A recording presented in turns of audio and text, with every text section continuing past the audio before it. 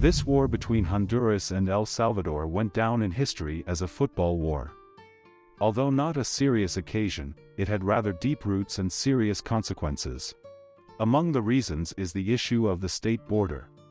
The more developed El Salvador and Honduras contested certain territories and trade advantage from each other. In addition, the military junta rulers of both countries saw the search for an external enemy as a way to distract the population from urgent domestic problems. The escalation of the conflict was due to the issue of the settlers. To Salvadoran peasants who lived in sparsely populated areas of Honduras in April 1969, the Honduran government announced its intention to dispossess and expel those who had purchased land as part of the agrarian reform without providing proof of citizenship. A media campaign was launched explaining the rise in unemployment and the drop in wages by the influx of migrant workers from El Salvador.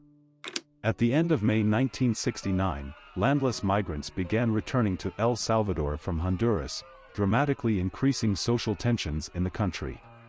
The Salvadoran leadership began to prepare for war against its neighbor, seeing it as the only way to regain popular support. The catalyst was the 3 soccer matches between El Salvador and Honduras in the 1970 World Cup qualifying round.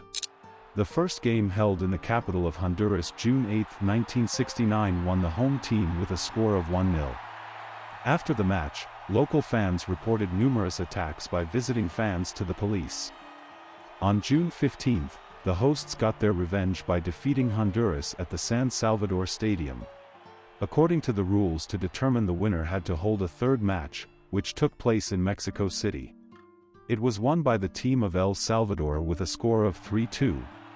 However, after the match in the streets of the Mexican capital began bloody clashes between fans of both teams.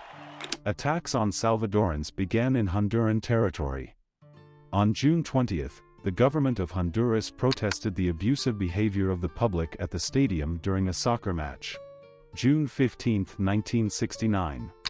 In response, El Salvador's foreign minister issued a statement that Salvadoran citizens were being persecuted in Honduras, their lives and property were in danger, and that 880 Salvadorans had already fled from Honduras to El Salvador. On June 24, El Salvador began mobilizing its armed forces. On June 26, El Salvador announced the termination of diplomatic relations with Honduras. The government of El Salvador responded by declaring a state of emergency and mobilizing reservists. Honduras also began to prepare for war. On June 27, immediately after the defeat in the third match, Honduras broke off diplomatic relations with El Salvador. In all, on both sides from the beginning of the football crisis, on June 6 to June 27, 1969, 120 people were victims of the conflict and material losses amounted to $50 million. 11,600 Salvadoran refugees from Honduras were housed in camps in the border areas of El Salvador. The irony was that the armed forces of both countries were mostly equipped with outdated U.S. weapons and trained by U.S. instructors. Here is an approximate balance of forces of the parties. After light air collisions and minor friction on the border. On July 14, El Salvador began hostilities in which it was initially successful. In the afternoon of July 14, the Salvadoran armed forces launched an offensive involving 5 infantry battalions and 9 companies of the National Guard. Organized into 2 battle groups under the command of General José Alberto Medrano.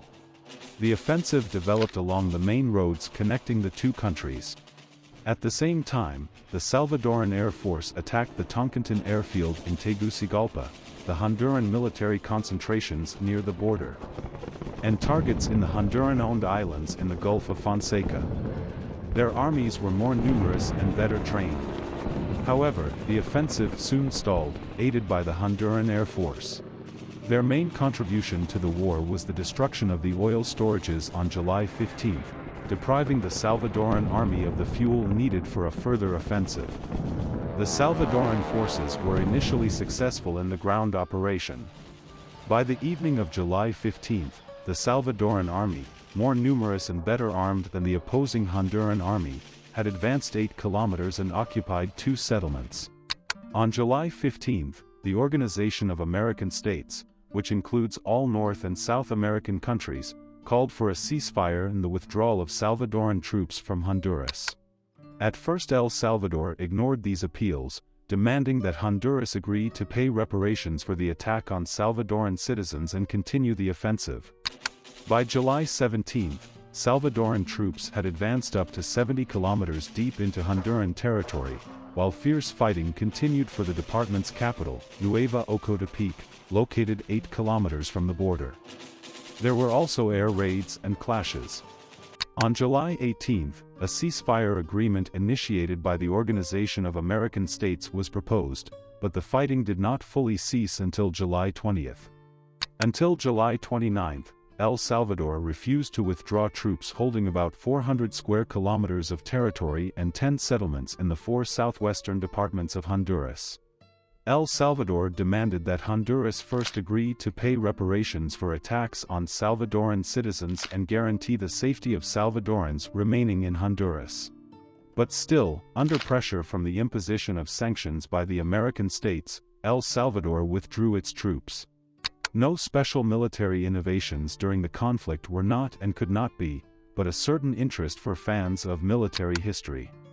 The football war represents the fact that this is the last conflict in which both participants used World War II aircraft.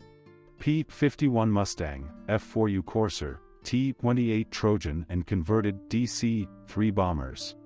In fact, both sides lost the war.